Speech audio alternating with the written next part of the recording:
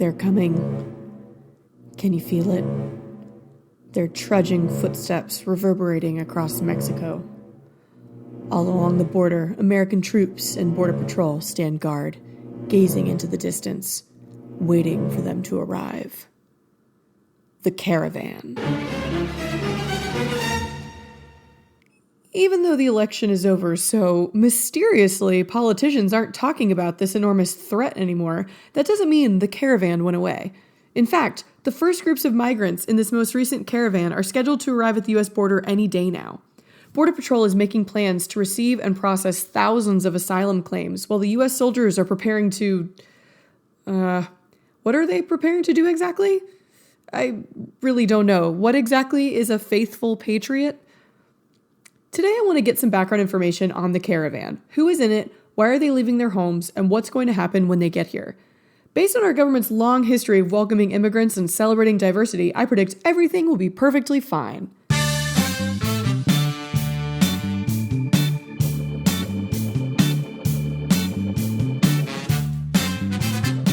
This is Anti-Social Studies. I'm Emily Glankler. Settle in and let's get some historical context.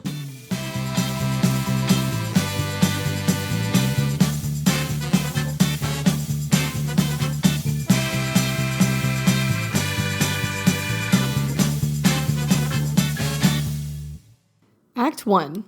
What is a caravan? Okay, so as per usual, the news media has oversimplified a very complex issue in favor of a snazzy headline.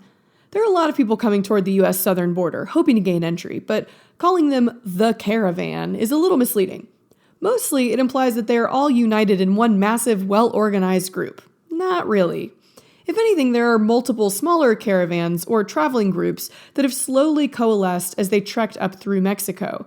But similar to early Americans heading westward toward the frontier, they've decided that it's safer to make the trip in a larger group. We've all played Oregon Trail. We know how this goes. Every person in your covered wagon is another person between you and that snakebite. The other reason why the caravan is misleading is because there have been other caravans of migrants that have entered the United States before, but this one is special because they started coming right before a midterm election. But seriously, the path between Central America and Mexico is a treacherous one. Of individuals traveling this route in the past, 68% have reported being victims of violence along the way, with nearly 1/3 of women being sexually assaulted.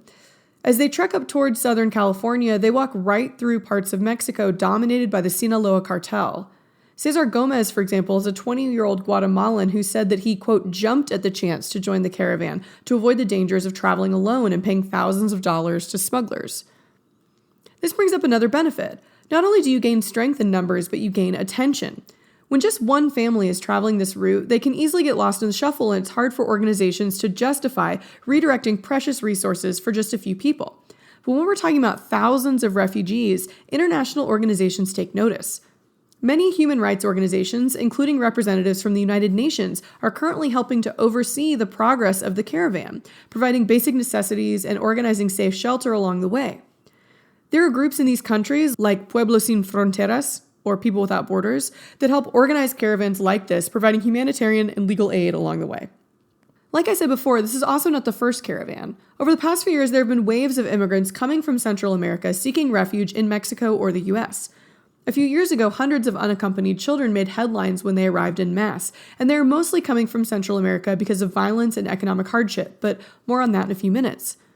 This current group originated with just 160 people who gathered together in Honduras to set off on the journey together after months of planning.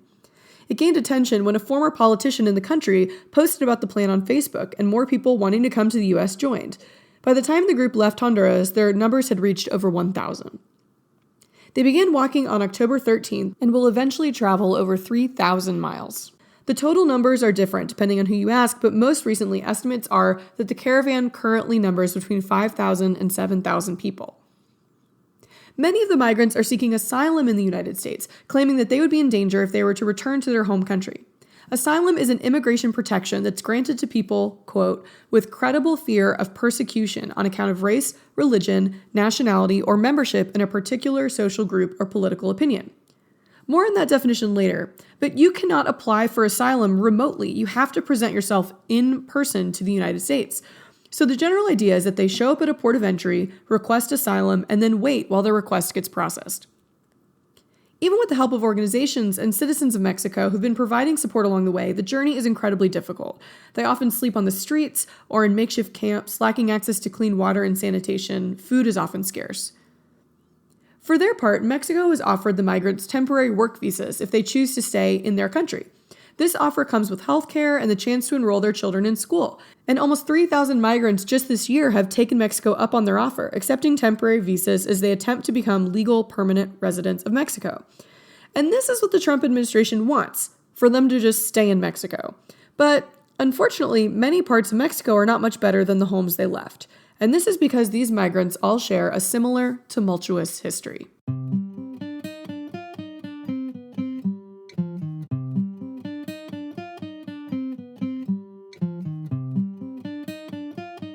Act 2, the Northern Triangle.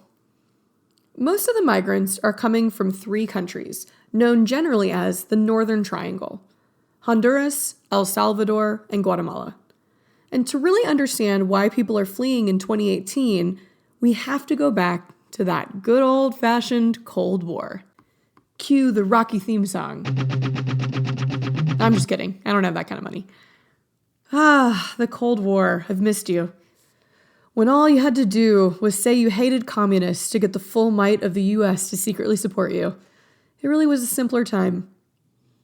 In Central America, many countries were rocked by violent civil wars and uprisings, typically between leftist rebels and the conservative militant government. During the Civil War in El Salvador, for example, the Carter and Reagan administrations gave $1 to $2 million per day to support the Salvadoran military government as they fought the FMLN, which was a leftist umbrella group that included communist and socialist organizations. From 1980 to 1992, 75,000 Salvadorans were killed, mostly by the government. The war was brutal and involved government-sanctioned death squads, child soldiers, and mass disappearances. Similarly, in Guatemala, the U.S. backed a military coup overthrowing the democratically elected leftists. The new government eliminated critics, destroyed entire villages, and committed ethnic genocide against the Maya people and other indigenous groups.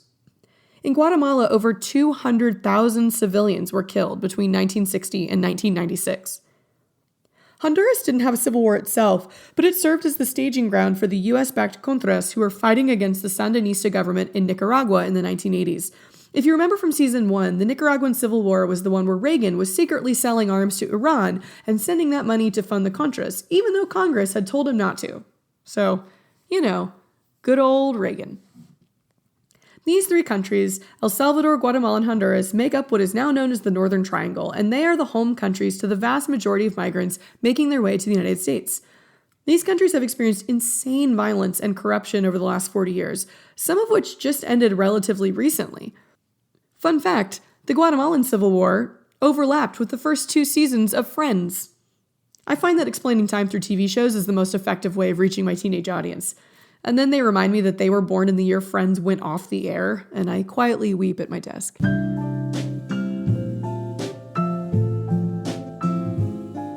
The legacy of this violence is a shaky government that is often unable to prevent the rise of organized crime. When the wars ended, hundreds of thousands of former soldiers found themselves unemployed and with easy access to weapons.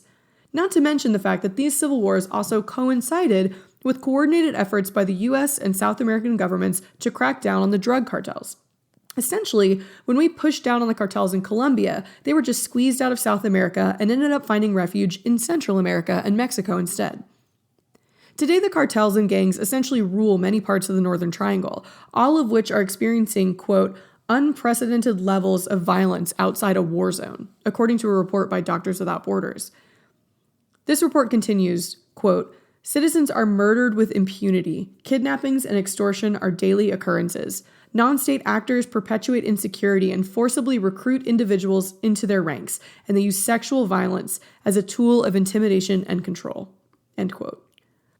All 3 countries are in the top 10 in the world for homicides, with Honduras placing second and El Salvador winning the notorious award for highest murder rate in the world. When organizations have surveyed members of the caravan as to why they're fleeing, here are some of the statistics they gather. 39% cite attacks or threats to themselves or their family as the reason for leaving. more than 40% had a relative who was killed in the past 2 years. 31% knew someone who was kidnapped, and 17% knew someone who just disappeared. So who's committing this violence? It's mostly gangs that are associated with larger transnational criminal organizations, often linked to drug cartels and other traffickers.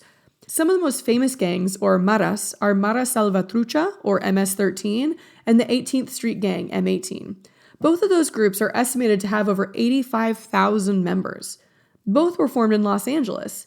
M18 was founded by Mexican youth in the 1960s, while MS-13, the one Trump loves to talk about, started in the 1980s by young Salvadorans who had fled the Civil War. In the 1990s, large-scale deportations by the U.S. government sent a lot of these gang members back to Central America, fueling the rise of organized crime there. But the FBI still estimates that there are 10,000 MS-13 members still in the United States today. It's really ironic and complex, isn't it? Young people ended up in the U.S. after they fled violence at home, only to join organizations that would eventually end up creating more violence in their home countries that's forcing a new generation of migrants to flee. To be clear, the vast majority of migrants that escaped the civil wars in the 80s and 90s did not join these organizations. For example, today it's estimated that almost 2 million people in the United States are originally from El Salvador alone, or their parents are. The number of MS-13 members compared with the total Salvadoran population in the United States is very low. Not to mention that some of the people in these gangs were forced to join. They weren't in there by choice.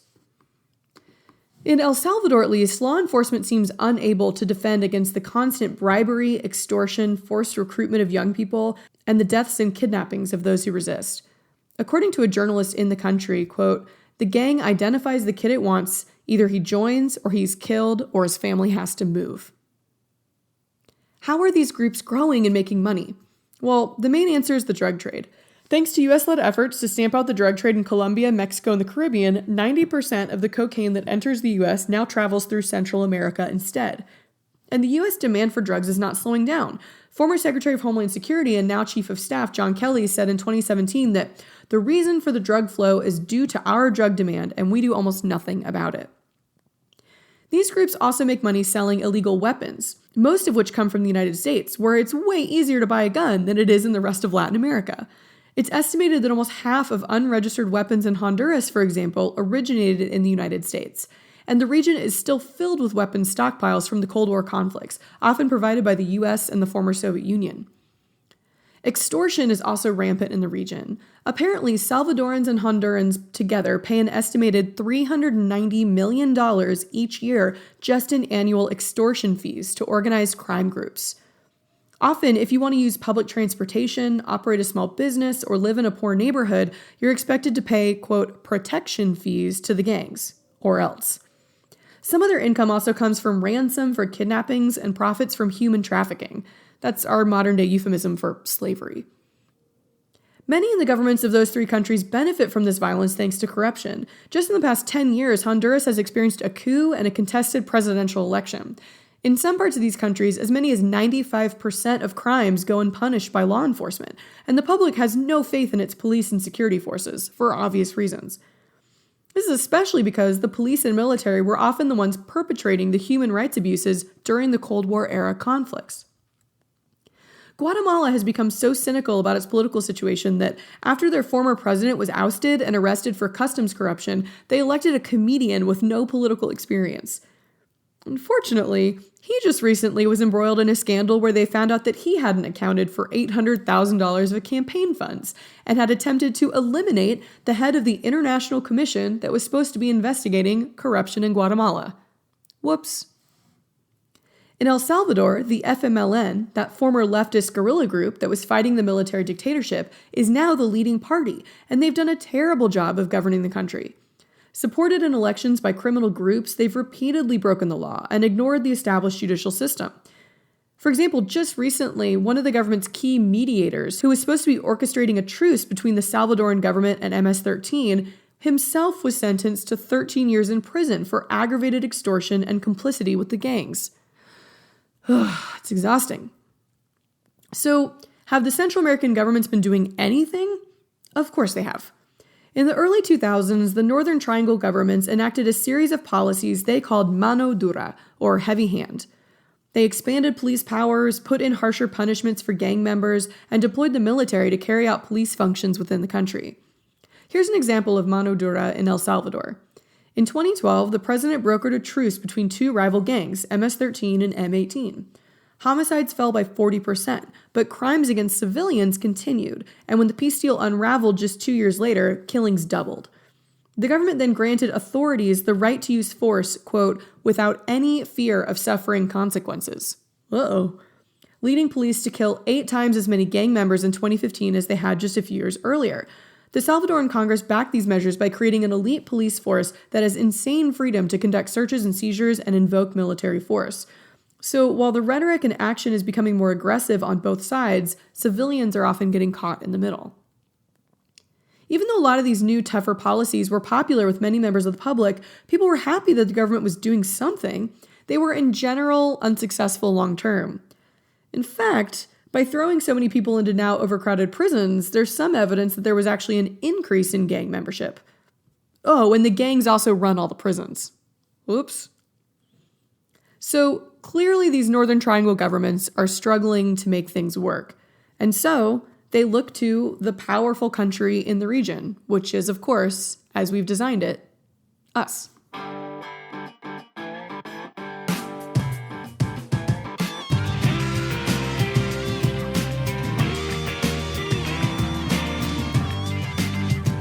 Act 3, the U.S. response. So you might be asking yourself, what has the United States done to help these Central American countries combat violence within their own borders? I think it's a fair question, especially considering the U.S. government supported the brutal dictatorships that sparked this cycle during the Cold War. But it's also a fair question because over the last 100 years or so, the United States has repeatedly established that it is the main power in Latin America and that it has a responsibility to step in or intervene whenever American nations need help. So with great power comes great responsibility. President George W. Bush focused on fostering economic growth through increased trade and free market reforms. His administration gave hundreds of millions of dollars in grants to Honduras, Nicaragua, and El Salvador.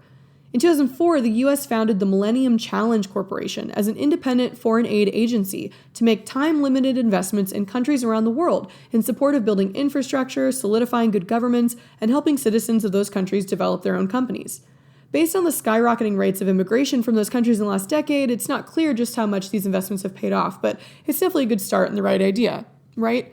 If you can make the situation in a home country better to where people don't feel the need to leave, that's the most effective form of immigration control. Under Obama, an older group was rebranded CARSI, the Central American Regional Security Initiative. Just rolls off the tongue.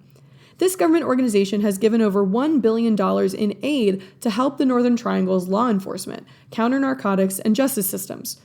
Obama also joined the Northern Triangle governments in their so-called Alliance for Prosperity, or A4P, to promote commerce and security with the help of the Inter-American Development Bank.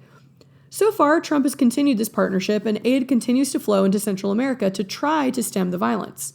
But that doesn't matter to the people currently trekking across Mexico. What matters to them is our immigration policy. Here's the simplest explanation of a very complex problem. The only way people can show up at our borders without going through the very long, very complicated process of applying for a visa is as a refugee seeking asylum. Like I mentioned before, asylum is an immigration protection that's granted to people, and this is important, quote, with credible fear of persecution on account of race, religion, nationality, or membership in a particular social group or political opinion, quote.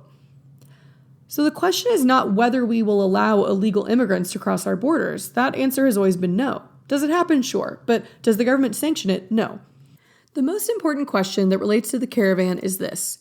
Do we agree that these Central American migrants have a, quote, credible fear of persecution? And historically, our answer to this has been maybe, but not really. We're not sure. When you look at the statistics of where refugees living in the United States are originally from, a relatively very small number come from Latin America. Basically, these migrants don't fit the technical legal definition for asylum. They're not being persecuted or targeted because of a defining part of their identity, race, religion, so on and so forth. They're just caught in the middle of a horribly violent conflict. But previous presidents seem to agree that these migrants are in a really difficult situation, and so they've offered a lot of band-aid temporary solutions. I guess they're all just waiting for either Central America to shape up and for these people to just go home, or for their presidential term to run out so they don't have to deal with it anymore, whichever comes first. Since the late 1990s, the government has offered most migrants from Central America TPS, or Temporary Protected Status. This meant that they could stay in the country because of the increased risk they would face if they returned home. It was sort of a stopgap measure between deportation and granting full permanent asylum. Trump has announced that he's going to end this program next year in 2019, prompting many Central Americans currently living in the U.S. under TPS to wonder whether to return home and risk violence or possible death, or to stay in the U.S. illegally. I mean, from my perspective, this seems like a no-brainer, right? You stay in the U.S. illegally. Trump claims that his harsh rhetoric and tough stance on immigration will deter illegal immigrants from coming, and there's some evidence to support this. There was a 26% decrease in illegal border crossings in 2017, but over half of those apprehended originated from the Northern Triangle. Counter-argument, there are also documented cases of individuals being deported, arriving back in Central America, and then being murdered in their home. So there's that. Also, let's be clear on how many people we're talking about here. In 2016, the U.S. detained 224,854 people from all three countries combined. That accounts for less than 0.1% of the total U.S. population. The fact that they are massed together in a caravan makes it seem like a wave of immigrants is about to storm the border, but relative to our population, it's a drop in the bucket. So, what's going to happen? The first migrants have already arrived. Just this week, a group of about 100 LGBTQ migrants split off from the main caravan because of mistreatment, and they're currently staying in a rented home in Tijuana as they wait for their claims to get processed. Groups like this, I would argue, have a higher likelihood of being granted asylum because they are a member of a persecuted group, because many are lesbian, gay, or transgender. Regardless of the situation, there is a legal obligation for the government to hear all asylum claims, even if they enter the U.S. illegally. When they arrive at the border, they have to announce to Border Patrol that they are seeking asylum. After this, the migrant would be moved to undergo an interview during which another official has to confirm that they do have a, quote, credible fear. They're then transferred to an ICE detention facility while they await a formal hearing, not in front of a jury, but with an adjudicator, who often has a legal background but doesn't have to actually be a judge. And at this point, their fate is in this person's hands, and there's a lot of evidence to show that the likelihood of winning asylum relies less on your actual experience and more on your access to a good lawyer and a fair immigration judge who's in a good mood. This process is often referred to as refugee roulette. In the past, domestic abuse and gang violence, which are rampant in Central America, have generally been accepted as part of that, quote, credible fear. This means that those seeking asylum with those claims generally make it past the first few interviews and to a judge. However, now former Attorney General Jeff Sessions has been pushing to limit the definition of credible fear and exclude those categories. It's true that the UN definition describes clear persecution as opposed to any victim of violence, but in the past, the US government has had a broader interpretation of this law, especially when they come from a country that cannot give the victim support or protection, which is clearly the case in Central America. Sessions' new approach was called the turn back policy, and it's currently being challenged in court. Right now, it just means that the process of applying for asylum is even longer and more complicated. For example, migrants who express a credible fear are now being routed to other detention facilities with no information about future hearings or access to counsel. Basically, the Trump policy has been to put as many obstacles in between migrants and asylum as possible, and just to hope that the backlog effectively deters them. Recently, Trump has put in a new rule that would prevent anyone who's already entered the country illegally from being able to apply for asylum. And the effect of this has been overcrowding at ports of entry, like in Tijuana, as migrants waited out on the other side of the border to see if this rule will hold up in court. Like, no one wants to be the first one to try to call Trump's bluff, and I don't blame him. For now, most of the migrants seem to be headed toward Tijuana. Because of this, Customs and Border Protection officials have been planning all week to shut down lanes of traffic through the border into San Diego, warning travelers of longer wait times this weekend.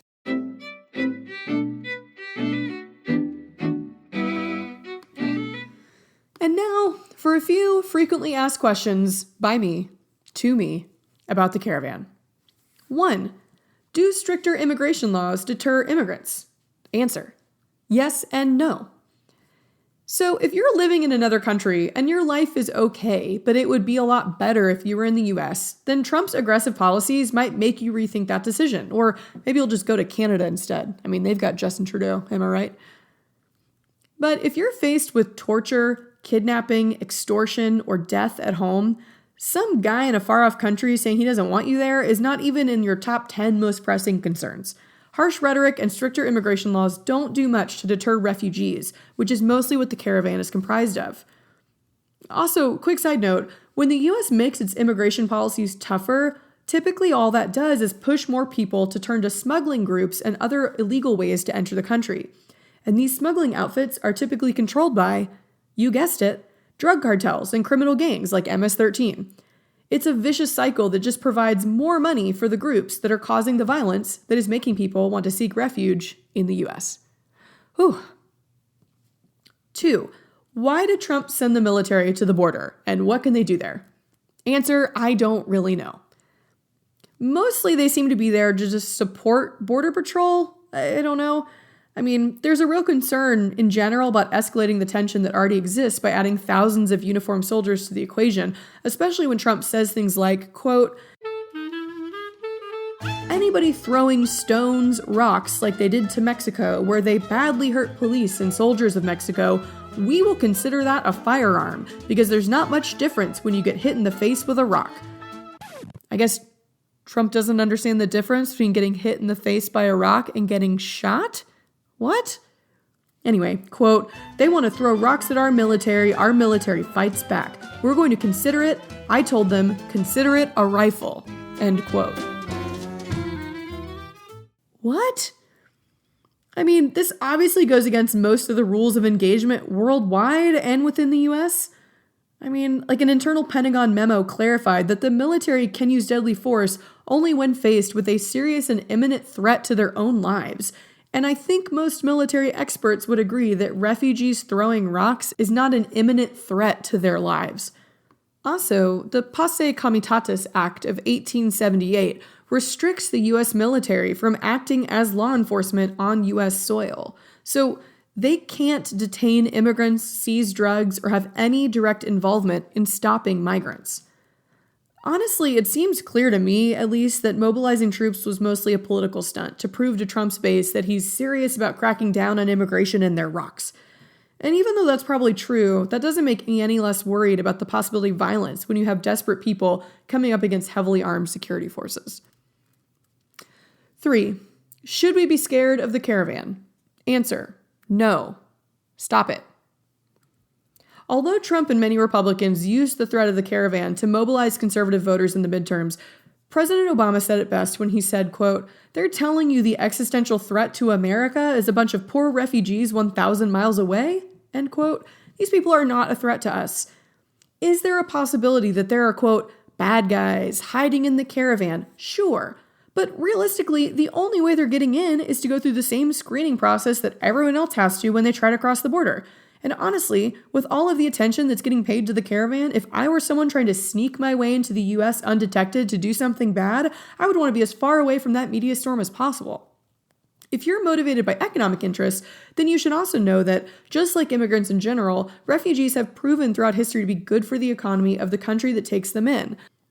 Some of them do low-skilled labor that Americans aren't willing to do. Others help build ties, trade, and investment between their new country and their country of origin. And I mean, talk about someone who's motivated to put themselves in an economic situation where they don't ever have to go back home. These people don't want to diminish our culture or harm Americans. Honestly, they're not thinking about you at all. No offense. They're thinking about the terrible violence that faces them if they have to go back home. So, as I ride off into my week-long Thanksgiving holiday, let me leave you with this thought. Think about the irony of the US government threatening military violence and turning away impoverished refugees over the Thanksgiving holiday. Like, what were the pilgrims if not religious refugees? Wasn't Thanksgiving all about a group of Native Americans, people originally living in the US, accepting and helping newcomers of a different skin color, different background to their country? I mean, come on. Why don't we return the favor?